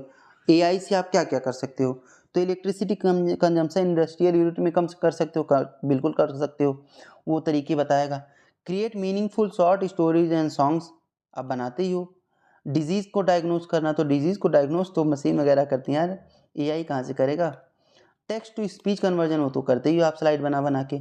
अब इलेक्ट्रिसिटी को बिना वायर के ट्रांसफ़र करना है, ऐसा होगा कहीं? नहीं होगा ना। तो आप आंसर देख लो इसका क्या होगा। 1 2 एंड 4 कौन कौन सा 1 2 एंड 4? हाँ 1 2 एंड 4 कहीं नहीं दिया है, 1 3 4 होगा ना। एक मिनट, इसका आंसर क्या था? 1 3 एंड 4 कह रहा है क्रिएट डिजीज़ को डायग्नोज करना। अब सोच लो यार, पता नहीं यूपीएससी ने कैसे आंसर दिया था, ये थोड़ा सा उस टाइम पे भी खटका था मुझे जब ये आंसर आया था। Create meaningful short stories and songs. तो आज आप एआई पे जाके बोल दो, चैट जीपीटी वगैरह पे, वो शॉर्ट स्टोरीज आपको बना के देते हैं, सॉन्ग क्या गाना है आपको कुछ बना के दे देते हैं। ये कह रहा है डिजीज डायग्नोज करता है टेक्स्ट टू स्पीच और इलेक्ट्रिसिटी कंजम्पशन को ब्रिंग डाउन करता है। तो कभी कभी ये ऐसे आंसर यूपीएससी देता है जो हमारे समझ से परे होते हैं। अगर आपको कुछ ऐसा लग रहा हो कि नहीं ऐसा हो सकता है तो आप मुझे भी बताएं।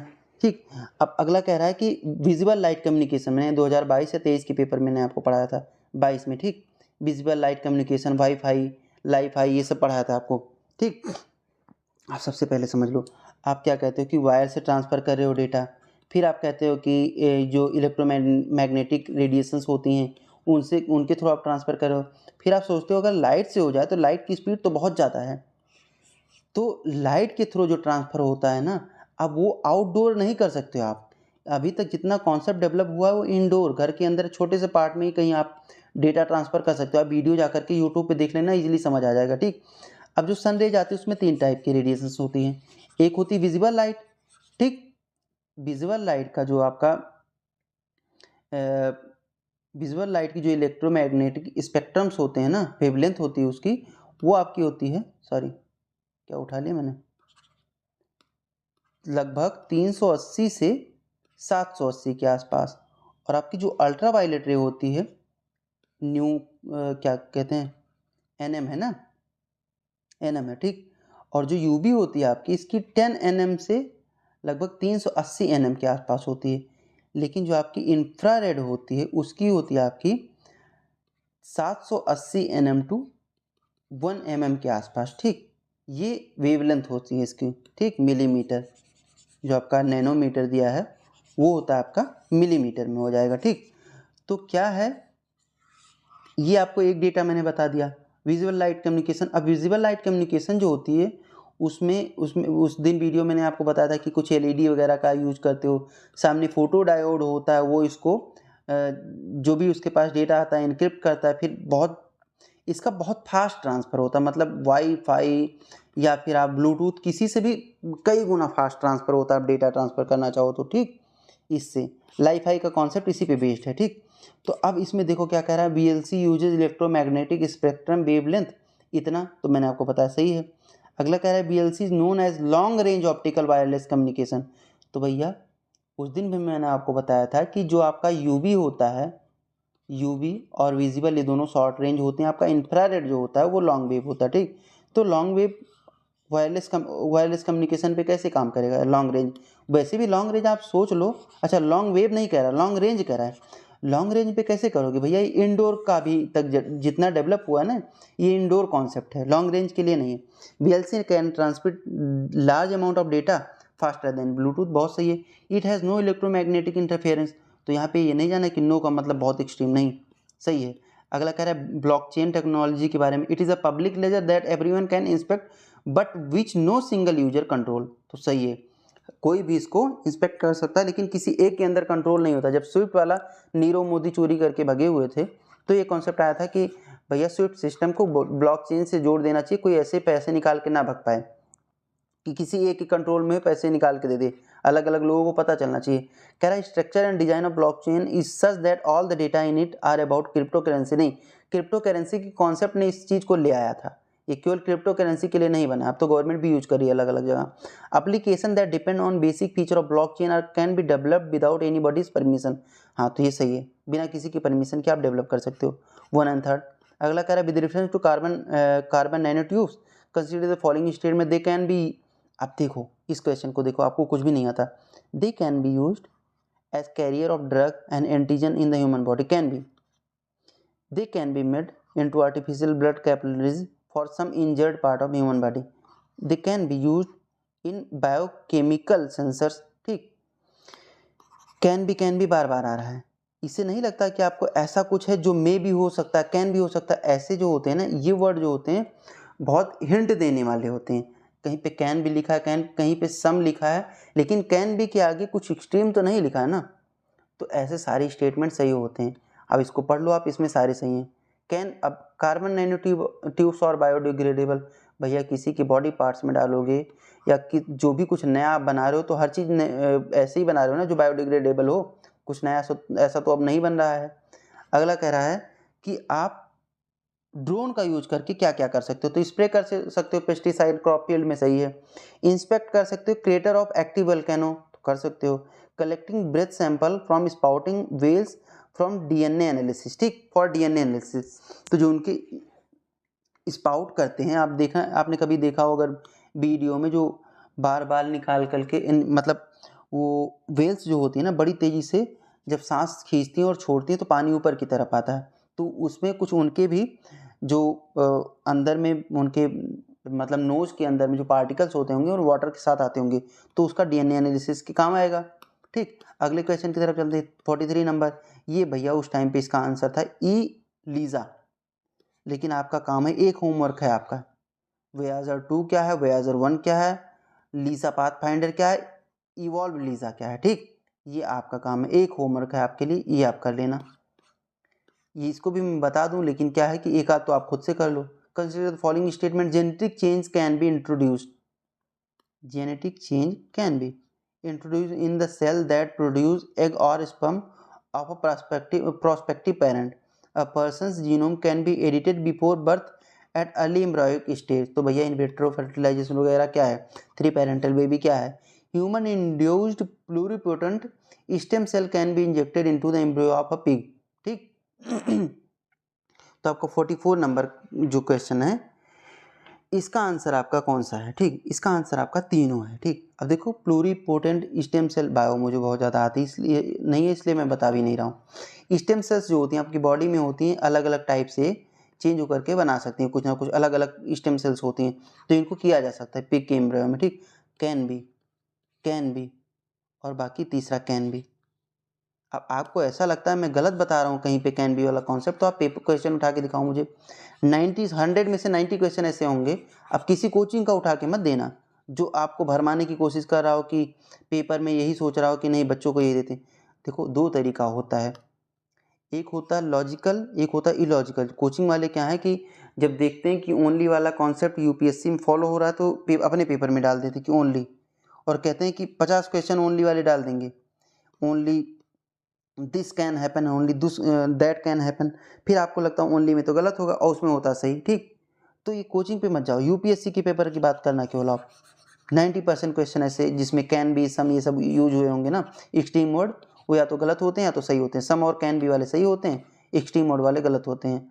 What are the importance of using pneumococcal conjugate vaccine. ठीक, न्यूमोकोकल जो निमोनिया आपको होता है ना, उससे 2 वैक्सीन बनती है, मतलब निमोनिया जो होता है ऐसे रिलेटेड, उससे ये टर्म आया। तो उसमें एक कंजुगेट वैक्सीन बनती है और दूसरा आपकी जो बनती है वैक्सीन, उसका नाम है आपका पॉलीसैकेराइड वैक्सीन। ठीक, अब दोनों का यूज, ये जो आपके मेनिंजाइटिस है, सेप्सिस, इसका न्यूमोनोकोकल वैक्सीन का यूज इसमें होता है। ठीक, और दूसरे का बहुत खास यूज अलग अलग जगह दिखाया नहीं जाता, बताया मुझे समझ आया नहीं कि इसमें कुछ ऐसा है कि मैं आपको पढ़ा सकूं जो पॉलीसैकेराइड वाला है। अब इसको पढ़ो, this vaccine are effective against. अब देखो ऐसे क्वेश्चन में आपको नॉलेज ना भी हो तो कैसे करोगे, मैं करके दिखाता हूँ आपको। these vaccines are effective against pneumonia as well as meningitis and sepsis। दूसरा कह रहा है dependence on antibiotics that are not effective against drug resistant bacteria can be reduced। तीसरा कह रहा है these vaccines have no side effect and cause no allergic reactions। अब कोई ऐसी वैक्सीन बनी है जिसका ये सब ना हो। 3 नंबर हटाओ, अब या तो एक या तो एक दो। दूसरा कह रहा है जब कोई एंटीबायोटिक किसी मतलब जब कोई ऐसी वैक्सीन जो ड्रग रेसिस्टेंट बैक्टीरिया के अगेंस्ट काम ना कर रहा हो तो उन्हें तो हटा ही देना चाहिए ना, तो मतलब दोनों सही है। अगले क्वेश्चन की तरफ चलते हैं। अगला क्या कह रहा है, in India the term public की इंफ्रास्ट्रक्चर, तो इस टाइम पे डिजिटल सिक्योरिटी इंफ्रास्ट्रक्चर को उन्होंने आंसर माना था, यही है। ठीक, अगले क्वेश्चन की तरफ चलते हैं। The following statement are correct regarding the general difference between plant and animal cell. ठीक, अब प्लांट सेल में देखो 2-3 पॉइंट्स ऐसे हैं, प्लांट एनिमल, ठीक। अब प्लांट में क्या होता है आपका, प्लांट में आपका सेल वॉल होता है जिसको सेलुलोज वॉल कहते हैं, आपका एनिमल में नहीं होता, ठीक। आपका प्लांट में प्लास्टिड होता है, प्लास्टिड ये आपका एनिमल में नहीं होता, ठीक। तो ये याद कर लो आप, ठीक। लेकिन जो मेम्ब्रेन होती है ना, सेल मेम्ब्रेन, वो एनिमल में होती है, वो प्लांट में नहीं होती, ठीक। तो तीसरा पॉइंट हो गया। और एक वैक्यूल होता है, ठीक। वैक्यूल का क्या होता है, जो प्लांट होते हैं उनमें एक होता है, लेकिन एनिमल में कई होते हैं वैक्यूल्स, ठीक। तो अब आप क्वेश्चन पढ़ो, प्लांट सेल है cellulose wall while animal cell do not, तो सही है। अगला क्या कह रहा है, प्लांट सेल डू नॉट है plasma membrane unlike animal cell which do, तो प्लाज्मा मेम्ब्रेन सही बात कह रहा है कि प्लांट सेल के पास नहीं होता, एनिमल सेल में होता प्लाज्मा मेम्ब्रेन, ठीक। तीसरा कह रहा है मैच्योर प्लांट है वन लार्ज वैक्यूल और एनिमल में मेनी होते हैं स्मॉल वैक्यूल, तो सही है, ठीक। अब इसमें आपका 1 और 3 सही है, ये दूसरा वाला गलत है। कह रहा है प्लाज्मा, हाँ देखो प्लाज्मा मेम्ब्रेन नहीं, सेल मेम्ब्रेन होते हैं, इसमें प्लास्टिड को ही प्लाज्मा मेम्ब्रेन कहते हैं। प्लाज्मा मेम्ब्रेन, प्लांट सेल जो प्लाज्मा मेम्ब्रेन होती है, क्या कह रहा है, 1 मिनट मैंने उल्टा पढ़ लिया क्या इसको, प्लांट सेल डू नॉट है प्लाज्मा मेम्ब्रेन और अनलाइक एनिमल सेल विच, तो प्लांट सेल प्लाज्मा मेम्ब्रेन जो होती है वो प्लांट में होती है और सेल मेम्ब्रेन जो होती है वो इसमें होती है एनिमल में, तो ये तो गलत हो गया ना। अगले क्वेश्चन की तरफ चलते हैं। Which of the following are the reason factor benzene pollution, तो इसमें आप कुछ पढ़ नहीं पाओगे, इसका आंसर तीनों था, ठीक, 1 2 3, चौथा पांचवा क्यों गलत था, ये इतना डीप जा करके आप कुछ पढ़ने की जरूरत है नहीं, ऐसे क्वेश्चन आते हैं जाते हैं। अगला कह रहा है another global financial crisis happen in future which one of the following action policies are most likely to give some immunity to India, अगर कोविड जैसा कुछ होता है तो क्या होगा, ठीक। तो आप शॉर्ट टर्म फॉरेन बोरिंग करोगे, नहीं ऐसा तो नहीं होगा, शॉर्ट टर्म में जल्दी से भाग जाएगा। मोर फॉरेन बैंक, तो फॉरेन बैंक ले आओगे तो जल्दी से भाग जाएंगे भैया आपके यहाँ क्राइसिस चल रहे हैं, लेकिन अगर कैपिटल अकाउंट फुल कन्वर्टिबिलिटी कर दोगे तो ये भी तो गलत हो जाएगा, मतलब सारे गलत हैं, ठीक। तो 1 2 3 तीनों गलत हैं आपके, सही पूछ रहा था गलत पूछ रहा था, नॉट डिपेंडिंग तो पहला सही है ना, पहला डिपेंड नहीं करोगे। 50 नंबर क्या कह रहा है, 50 नंबर नेक्स्ट क्वेश्चन क्या कह रहा है कि if you withdraw 1 lakh rupee in cash from your demand deposit, TD से आप मतलब डिमांड डिपॉजिट से आप करते हैं account at your bank, the immediate effect on aggregate money supply in the economy will be, तो आप मनी सप्लाई पहले देख लो, मनी सप्लाई क्या होती है, डिमांड डिपॉजिट प्लस जो करेंसी लोगों के पास है उसको कहते हैं मनी सप्लाई। अब डिमांड डिपॉजिट से आपने पैसे निकाले या तो डाले, कोई फर्क तो पड़ नहीं रहा है ना, वो करेंसी में कन्वर्ट हो गया, लेकिन जो एग्रीगेट वैल्यू है CU प्लस DD में कोई डिफरेंस हो रहा है, आप यहाँ से 10 रुपये निकाल के यहाँ डाल दो या यहाँ से यहाँ डाल दो, एग्रीगेट अमाउंट में तो सेम आएगा ना। तो क्या कह रहा है इसका आंसर, क्या कह रहा है, टू लीव इट अनचेंज्ड, ठीक। और वीडियो मैंने सोचा था कि छोटा बनेगा, लेकिन वीडियो बनते बनते बड़ा बन गया, पता नहीं कैसे बन जाता है, कुछ ज़्यादा ही उसमें मुझे लग रहा है डिस्कशन ज़्यादा हो जाता है, लेकिन देखो हो जाता है तो हेल्पफुल है, लेकिन मैं इतना गारंटी लेता हूँ कोई भी वीडियो आपका 2-2.5 घंटे, मैंने बोला था आपसे 2.5 घंटे से 2 घंटे 40 मिनट, इससे ऊपर तो नहीं जाएगा कोई भी वीडियो, ठीक। मैंने आपको पहले भी बोल दिया था कि 2 घंटे का आप पेपर सॉल्व करते हो तो भैया 100 क्वेश्चन एक आप स्टेटमेंट के साथ अलग अलग नहीं करते हो ना, हो सकता है किसी में मिल गया आपने तुरंत एलिमिनेट कर दिया, मैं हर एक क्वेश्चन का हर एक स्टेटमेंट आपको बता रहा हूँ, तो टाइम तो obviously it will take some time, ठीक। तो आप देखो, आप UPSC अनस्क्रिप्टेड को सब्सक्राइब करो और पेपर से पहले भैया कैसे भी करके 5 साल के पेपर देख के जाना, और बाकी अगर और कोई वीडियो में बनाता हूँ, गला दर्द करने लगा मेरा, अगर और कोई वीडियो में बनाता हूँ मैं टाइम निकाल के बनाऊँगा, क्योंकि मेरे दिमाग में 4-5 वीडियो ऐसी कुछ पड़ेगी, हो सकता है लॉन्गर ड्यूरेशन की हो वो 40-50 मिनट की, लेकिन ऐसी 4-5 वीडियो मेरी पूरी कोशिश है जो आपके लिए हेल्पफुल हो। आज 2025 में आप दे रहे हैं, 26 में दे रहे हैं, कभी देंगे आपके लिए हेल्पफुल होगी वो। तो चलिए इसी के साथ अपनी वाणी को विराम देते हैं, इतनी बड़ी कथा हमने कही, आपको समझ आया हो तो अच्छी बात है, नहीं समझ आया तो भी अच्छी बात है, चलिए थैंक यू।